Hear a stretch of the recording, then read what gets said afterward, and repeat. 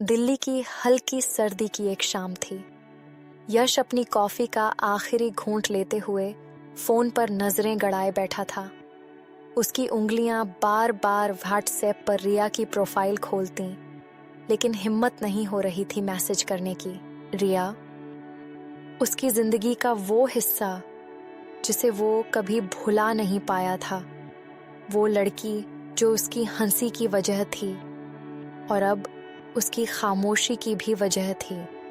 यश और रिया की मुलाकात कॉलेज के पहले साल में हुई थी। यश एक शर्मीला लेकिन गहरा सोचने वाला लड़का था, जबकि रिया जिंदगी से भरी हुई मुस्कुराती हुई लड़की थी। दोनों की सोच अलग थी, लेकिन कुछ ऐसा था जो उन्हें एक दूसरे के करीब खींच लाता था। धीरे धीरे बातचीत दोस्ती में बदली और फिर वो दोस्ती एक गहरे प्यार में।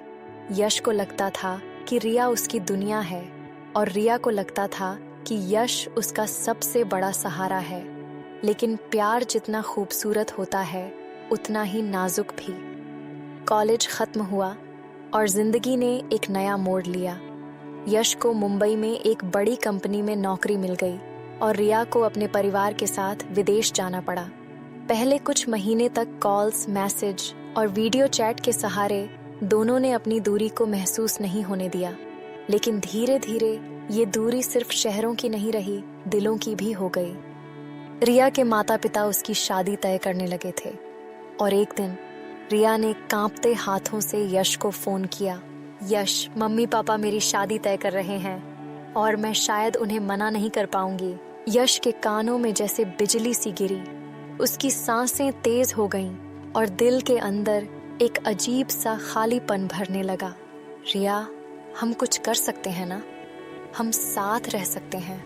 मैं तुम्हारे लिए कुछ भी कर सकता हूँ। रिया की आवाज भारी हो गई। काश सब कुछ हमारे बस में होता। यश, आखिरी मुलाकात। रिया शादी से पहले आखिरी बार यश से मिलने आई थी। दोनों उस कॉफी शॉप में बैठे थे जहां उनकी पहली मुलाकात हुई थी। तुम खुश हो? यश ने धीरे से पूछा। रिया ने पलकें झुका लीं, फिर हल्की मुस्कान के साथ बोली, मैं कोशिश कर रही हूँ। यश कुछ नहीं बोल पाया। वो बस उसकी आंखों में देखता रहा, जहां एक अधूरे प्यार की कहानी लिखी थी। रिया उठी और जाते जाते बोली, यश, तुम हमेशा मेरे दिल में रहोगे। यश ने कुछ नहीं कहा, बस उसे जाते हुए देखता रहा।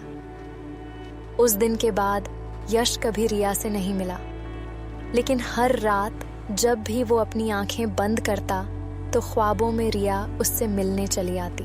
पर अफसोस, ख्वाबों में भी तुमसे दूर रहने का मन नहीं करता और हकीकत में तुम पास आते नहीं।